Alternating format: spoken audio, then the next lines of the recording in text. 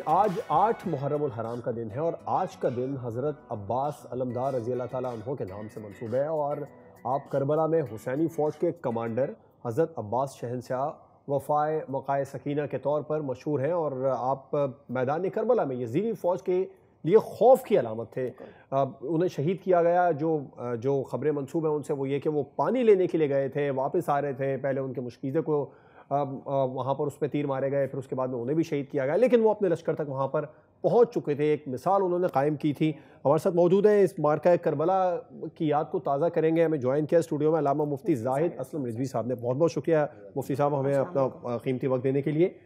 Yazid हर दौर में मौजूद है, आज भी। मैं थोड़ा सा मार्का करबला की हम यादों को ताज़ा करेंगे, लेकिन आज देखें जिस तरीके से निहत्तों पर वार किया जा रहा है, जिस तरह पानी बंद किया जा रहा है, रोटी बंद की जा रही है, गज़ा में इसराइल कर रहा है, आज का यजीद इसराइल, किस तरीके से देखते हैं आप इस मार्का करबला को भी और आज के यजीद को भी? बिस्मिल्लाहिर्रहमानिर्रहीम। कत्ल हुसैन असल में मर्ग यजीद है। इस्लाम ज़िंदा होता है हर करबला के बाद।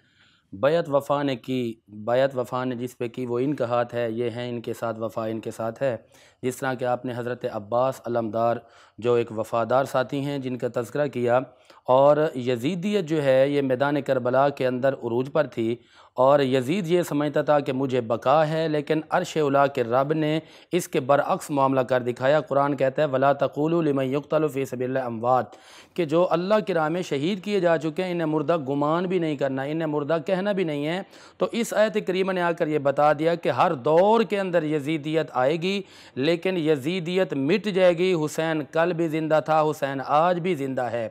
तो वाक़े करबला के वकू के बाद, यानी सन 60 हिजरी के बाद, 61 हिजरी है, 61 हिजरी के अंदर जब ये वाक़या हुआ तो हर तरफ यजीदियत थी, लेकिन इमाम अली मकाम इमाम हुसैन अलैहिस्सलाम को अल्लाह ने वो बका अता फरमाई थी कि जब आपका सर तन से हुसैनियत है, बिल्कुल को याद करने वाले। सब्सक्राइब करें और बेल दबाएं ताकि कोई खबर रह न जाए।